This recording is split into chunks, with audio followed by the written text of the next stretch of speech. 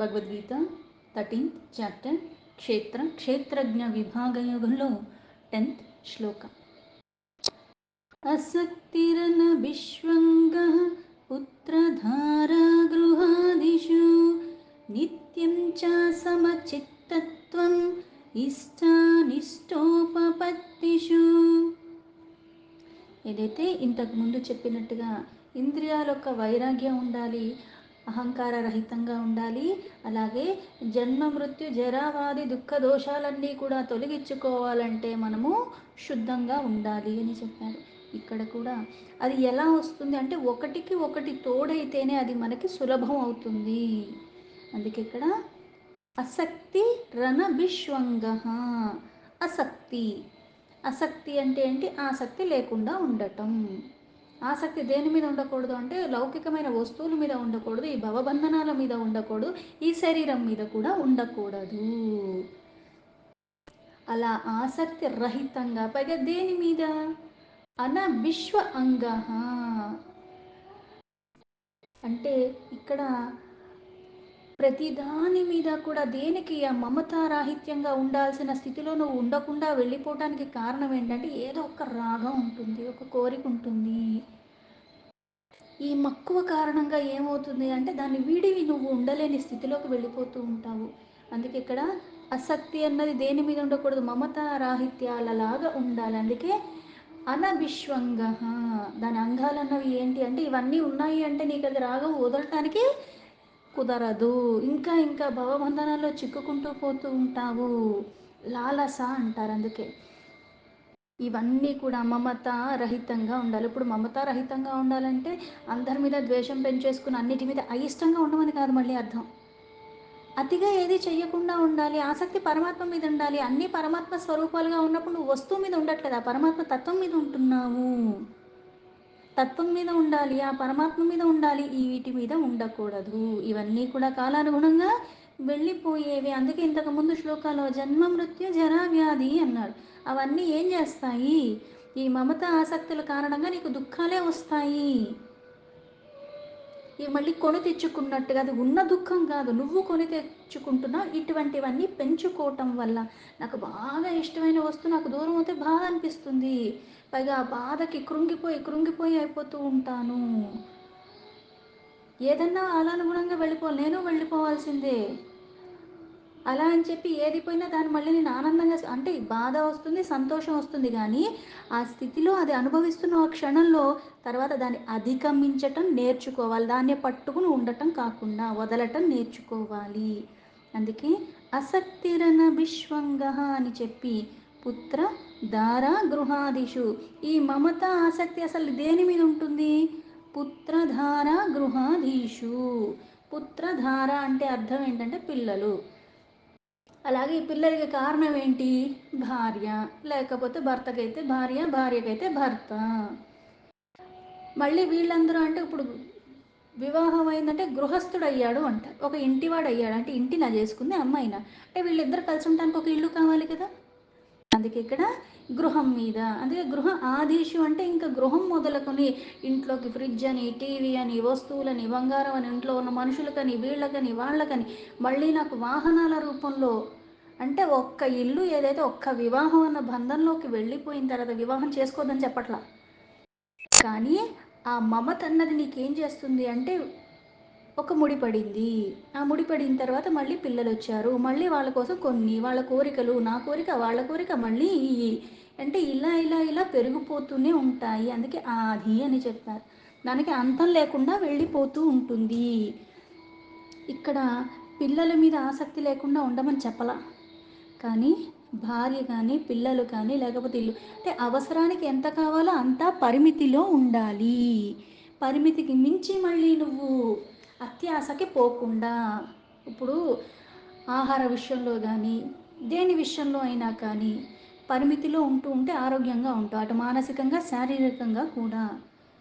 ఇవన్నీ కూడా మళ్ళీ నీకు బంధనాలు అవ్వకూడదు, నీ దారిలో విఘ్నాల రూపంలో అవ్వకూడదు. నీ బాధ్యత నువ్వు చేసి వెళ్ళిపోతావు, ఒక ప్రవాహంలాగా ఉండాలి. ఆ వచ్చే వాటికి ఏం చేయాలో అంతా చేసుకుంటున్నావు గానీ, మమత ఆసక్తి రహితంగా ఉంటున్నావు. ఆ పరమాత్మ మీద ధ్యాసతో, ఎరుకతో ఉంటూ, నా బాధ్యతలన్నీ నిర్వర్తిస్తూ నేను ఈ భవబంధనాల నుంచి దాటుకుంటూ వెళ్ళిపోవాలి. వాటికి నాకు సంకెళ్ళలాగా నేను అక్కడ ఆగిపోకూడదు అని అర్థం. ఇప్పుడు ఇల్లుంది. ఒకటుంటే సరిపోతుందా అంటే, సరిపోతుందని ఎలా అనుకుంటావు? ఇంకా కావాలి, ఇంకా కావాలి, ఇంకా కావాలి.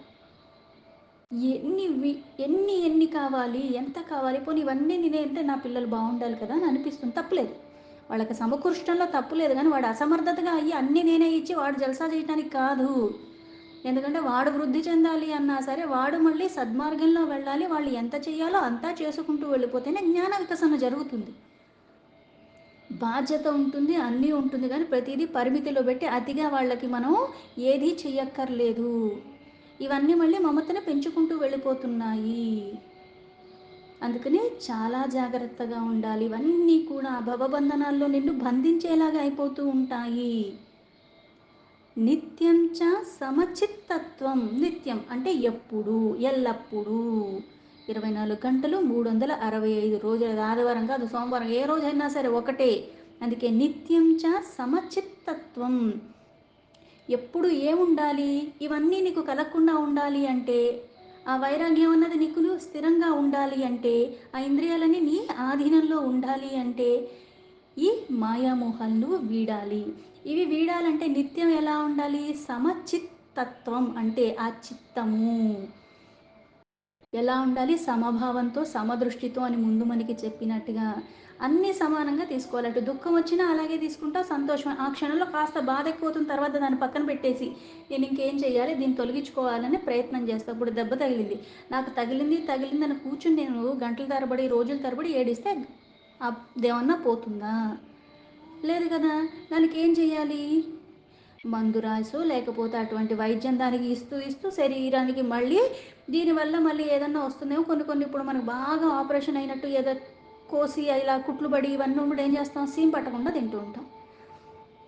అలాగే తొందరగా మానిపోవాలంటే శరీరానికి తగ్గ వేడి ఉండాలి. అలాగే దాన్ని కాపాడుకుంటూ దానికి మళ్ళీ ఇంకా సెప్టిక్ అయ్యేలాగా కాకుండా ఎలా అయితే చూసుకుంటున్నావో, అలాగే జీవితంలో సముద్రంలో అలల్లాగా సుఖం వస్తుంది, దుఃఖం వస్తుంది. అలాగే బోల్డు మనకి భోగ వస్తువులు కూడా లభిస్తూ ఉంటాయి. అలాగే మనల్ని అకారణంగా కూడా కొంతమంది పొగుడుతూ ఉంటారు. చేసిన దానికి పొడిగినా, మనకి చెయ్యని దానికి వాళ్ళు పొగిడినా సరే దేనికి ఉబ్బి తబ్బి భయపోకూడదు. అలాగే నువ్వు చెయ్యని దానికి నువ్వే తప్పు చేశావని నిన్ను బాధించినా సరే దానికి నువ్వేం కృంగిపోవక్కర్లేదు. చేసిన ప్రతి దానికి ఎలా అయితే మనం జవాబుదారీ అంటాం. ఎందుకంటే అది నువ్వు చేశావు. నువ్వు ఒప్పుకున్నా, ఒప్పుకోకపోయినా ఆ చుట్టూ ఉన్నవాళ్ళు నువ్వు చెయ్యలేదని నీకు సమర్థించినా, ఏది చేసినా సరే నీ యొక్క అకౌంట్‌లోనే ఉంటుందది. దాన్ని నువ్వు మళ్ళీ సరి చేసుకోవాలి, తొలగించుకోవాలి. అది కూడా ఇంకో మంచి పని ద్వారానే. కాకపోతే జీవితంలో జరిగేవన్నీ కూడా నువ్వు సమంగా తీసుకోవాలి. సమానంగా నన్ను తిట్టినా ఒకేలాగా చూస్తాను. నన్ను పొగిడినా ఒకేలాగా చూస్తాను. నా కర్తవ్యం నేను చేసేది ఎంతో, నేను నా శక్తి కొలది నేనది నిష్కామంగా చేసుకుంటూ వెళ్ళిపోయి ప్రతీదీ మళ్ళీ పరమాత్మకే సమర్పణ భావంతో. అందుకే సమభావన. మనల్ని తిట్టినా, పొగిడినా, సుఖం గానీ, దుఃఖం గానీ, రోగం గానీ, వ్యాధి ఇవి ఏవన్నా సరే అలాగే సమానంగా తీసుకో. ఎందుకు? ఏదీ శాశ్వతం కాదు, మళ్ళీ వచ్చిపోయేయే. ఆ మనస్సన్నది ఎప్పుడైతే అలా ఉంటుందో, అందుకే ఇక్కడ సమచిత్తం అన్నది సమభావన అని చెప్పి మళ్ళీ ఎందుకు? ఇష్ట నిష్టోపపత్తిషు. ఇష్ట అంటే ఇష్టమైనవి, అనిష్ట అంటే ఇష్టం లేనివి.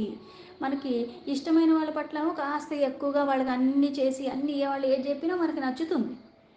వాళ్ళు ఎట్లా మాట్లాడినా, ఎందుకంటే నీకు అక్కడ ఇష్టం ఉన్న కారణంగా అక్కడ తప్పు కనపడదు.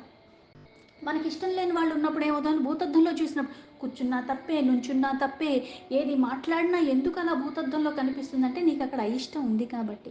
ఇష్టం ఉంటే కనుమరుగైపోతున్నాయి, ఇష్టం లేని చోట భూతద్దంలో ఎక్కువగా కనిపిస్తున్నాయి. అందుకే ఇష్టము అయిష్టము అన్నది లేకుండా పైగా ఉపపత్తీషు. ఉపపత్తీషు అంటే ఇక్కడ మళ్ళీ ఏంటి అర్థము అంటే, ఏదైనప్పటికీ కూడా దానికి సంబంధించి ఇప్పుడు అన్నిటిలో కూడా మనకి ప్రాప్తించేది అంటే నీకు ఇష్టమైంది, ఇష్టం లేనిది ఇవన్నీ కూడా ఎలా అవుతున్నాయి? దానికి తగ్గట్టుగా మళ్ళీ ఇష్టమైన వాటి పట్ల ఒకలాగా ఉంటున్నాను, ఇష్టం లేని వాటి పట్ల మళ్ళీ ఇంకోలాగా ఉంటున్నాను. అందుకే దానికి సంబంధించి అసలు నీకు ఇష్టమే లేకుండా అన్ని సమభావంలో ఉన్నప్పుడు ఈ బాధే లేదు. కానీ ఎక్కడైతే ఇష్టము అయిష్టము వస్తుందో ఒకళ్ళ పట్ల రాగం ఎక్కువైపోతుంది, ఒకళ్ళ పట్ల ద్వేషం ఎక్కువైపోతుంది.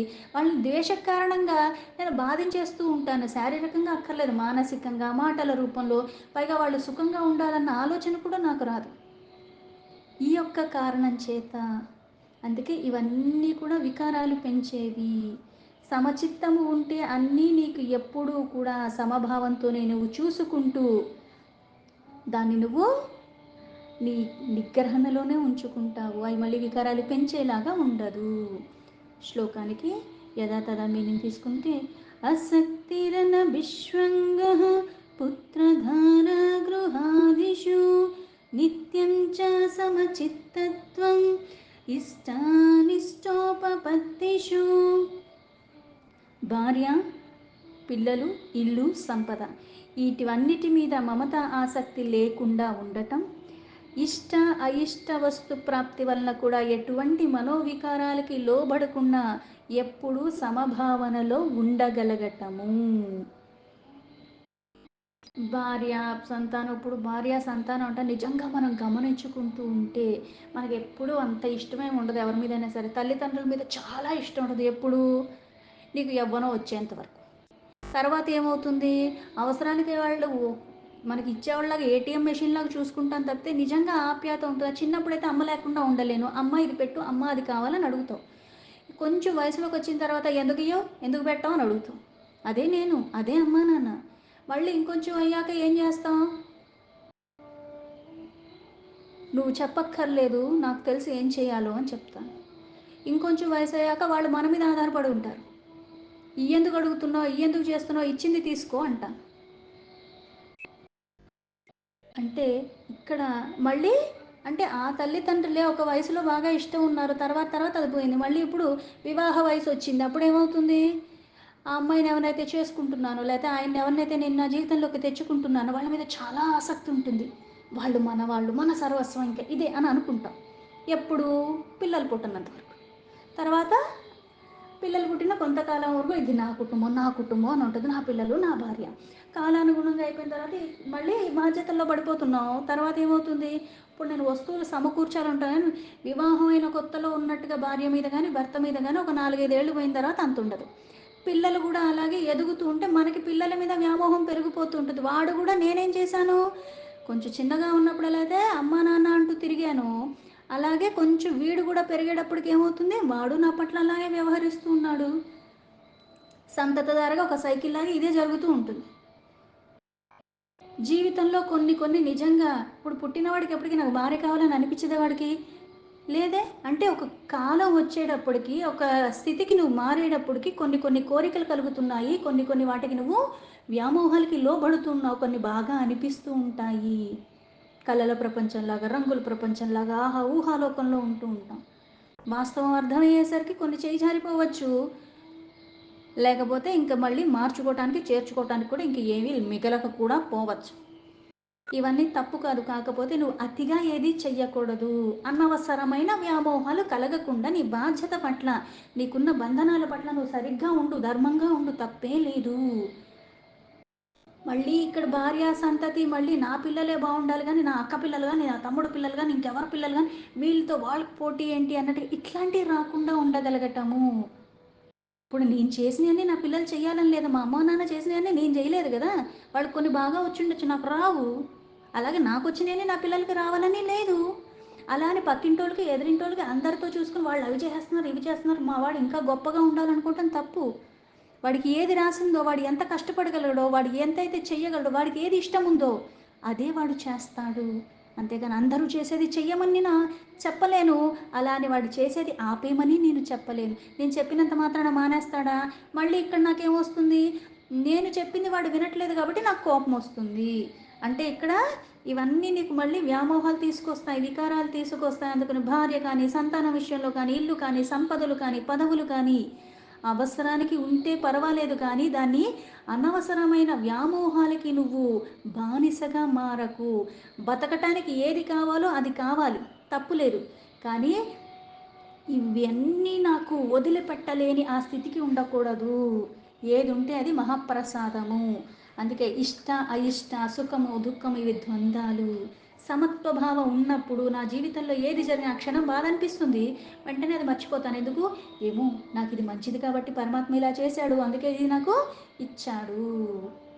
ఆ అటువైపుగా మన ఆలోచన మారినప్పుడు ఆ విషయాలకి మనకి తెలియకుండానే వైరాగ్యం వచ్చేస్తూ ఉంటుంది. ఆ మనస్సు నిర్మలంగా ఉన్నప్పుడు మళ్ళీ చంచలత్వానికి లోబడకుండా ఉన్నప్పుడు అందుకే మనకి పూజ అన్న క్రతువు పెట్టారు. కొన్ని పారాయణాలు ఇవన్నీ ఎందుకు పెట్టారు? ధ్యానం అన్నది ఎందుకు పెట్టారు?